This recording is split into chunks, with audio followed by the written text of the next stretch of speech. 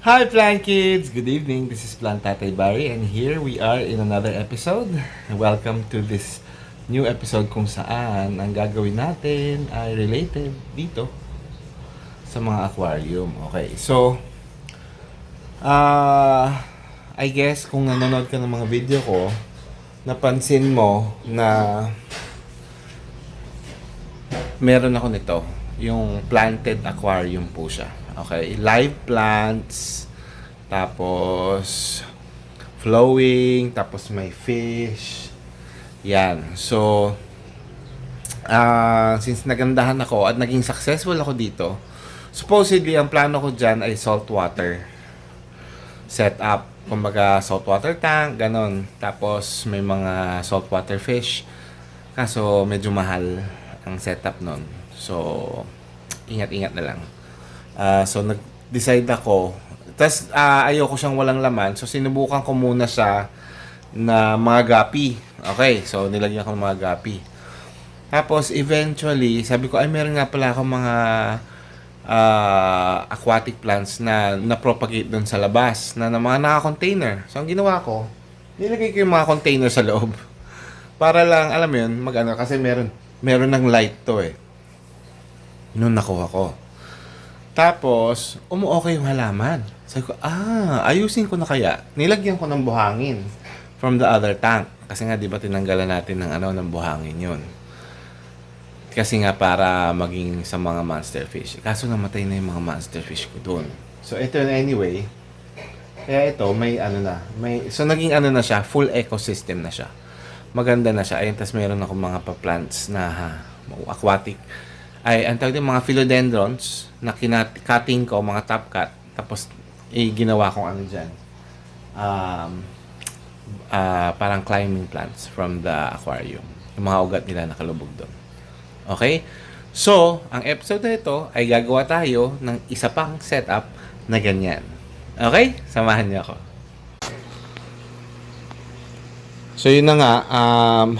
Ang plano natin ay katulad niyan, iba-ibang elements, 'di ba? So may substrate for this particular setup, yung sand, white sand. Hindi ako aqua soil dito. Kaya nga sinubukan ko muna kung pwede. Pwede naman. So ayan, kaya nga sila buhay. Ayan, mga 7 or 8 na klase ng halaman yung nandyan, ng aquatic plants. Okay, pero this setup, mga guppies lang to. Tsaka yan, yung isang beta, na may nagbigay sa akin ng isang beta. Ayan. Okay? So, gagawa tayo ulit ng ganyang setup. Ngayon, nandito po tayo sa isa pang setup ko. Okay, ito medyo magulo to. Kumbaga, ito kasi nauna na yung rock setup ko. Tapos ang ginawa ko lang, naglalagay lang, tusok lang ako ng tusok ng mga plants. Kaya ganyan lang itsura niyan. Hindi masyadong aquascape. Hindi ganon. Okay, pero pinagplaplanuhan kong i-revamp na rin yan. Pero next time na, last part na yan. Ayan, tamo nangyayari. Parang nabubugbog tong ating angelfish Ito yata yung mga may sala, itong mga wild na tawag dyan, I forgot the name. Wild na gurami. Yun, wild na gurami. Kasi tingnan may mga buntot niya at mga ends. So tatanggalin natin siya dyan bago pa may mangyaring hindi maganda. Okay? Okay, so andito na tayo ngayon sa ating actual na project. Okay? So, ito yung tank ko na tinanggalan ko ng buhangin. Kasi puro monster na yun nandyan dapat. Yung red tail, tapos yung 4 na tawag dito. Yung 4 na tin foil. Tapos may isang wood catfish. Ang problema, sabi ko, ililipat ko sila dun kasi may bago akong setup dun sa labas. So, nilipat ko sila dun. Ang problema, nagka-problema yung tumigil yung pump. Tapos wala akong air pump dun. So, namatay silang lahat. Sayang. Sabi ko, sana pala hindi ko na muna nilipat. Inangyatan ko na muna dito. Hinayaan ko na muna sila dito. Anyway, so nawala na nga sila. Naghahanap na lang ulit ako ng kapalit nila. Pero ito, ang plano ko is gawin na rin natin siyang planted tank. Okay? Freshwater planted tank. So, nakabili na tayo ng bagong buhangin para dito. At same setup tayo, same tayo ng water pump lang nagagamitin. Pero magdadagdag po tayo ng air pump dyan eventually.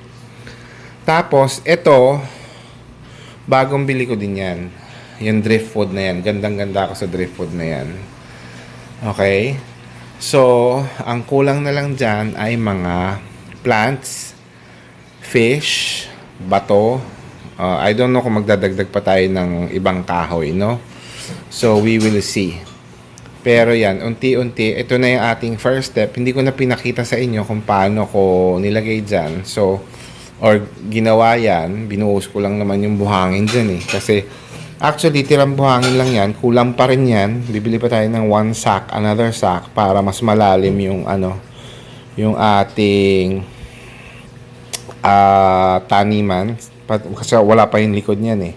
Tapos meron yung kasi ayun styro yan pati doon para hindi para saluhin yung weight nung wood kasi mabigat yung wood yung driftwood. Ayan. So tapos naglagay na rin ako ng tiles doon. Pinalibutan ko ng tiles yung ating pump para hindi maubos yung buhangin.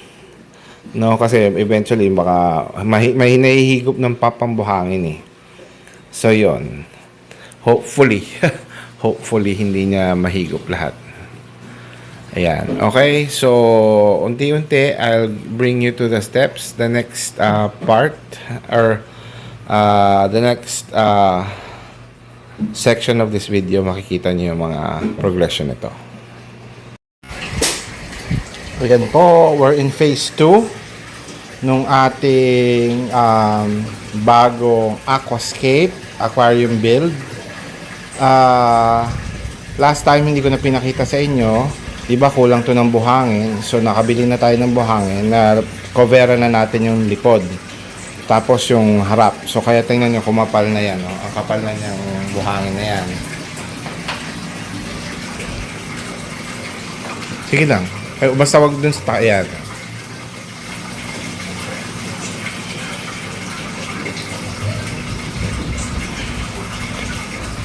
So ngayon, ang phase 2 is filling it up para makacirculate na yung tubig, yung yung filter.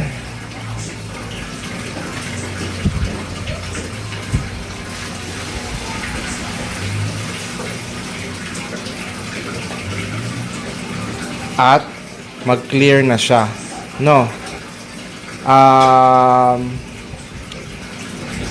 Nakahanap na tayo ng makukuhaan ng mga plants, ibang plants, kasi yung ibang plants kukunin natin doon sa ibang aquarium natin.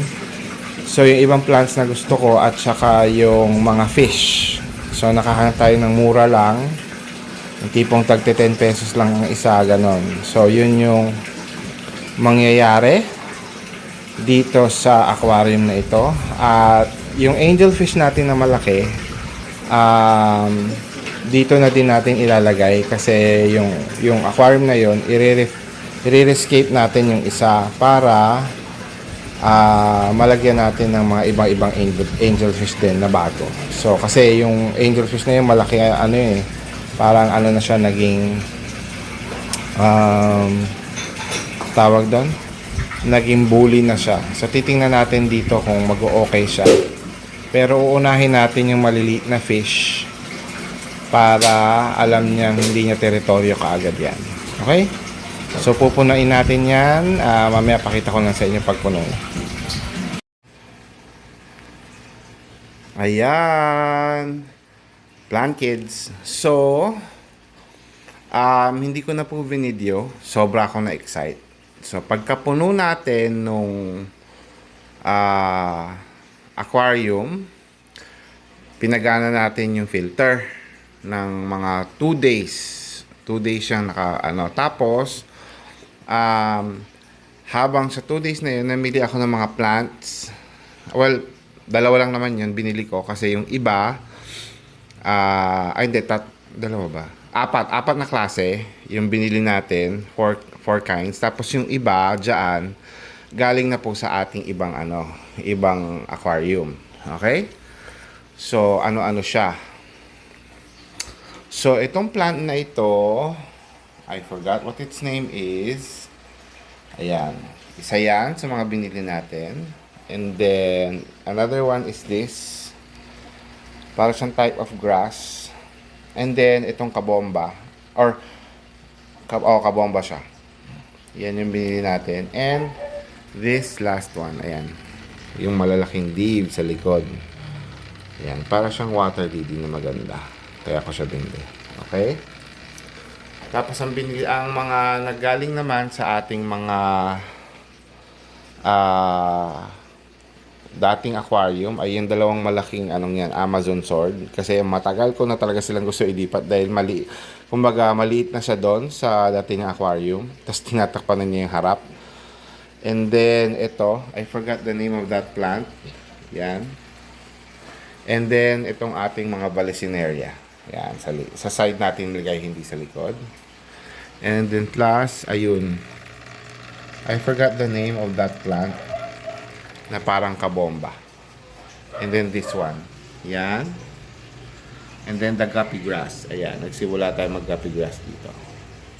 Yan. So, in order na natin ang fish at saka may dagdag plant, sana dumating on time.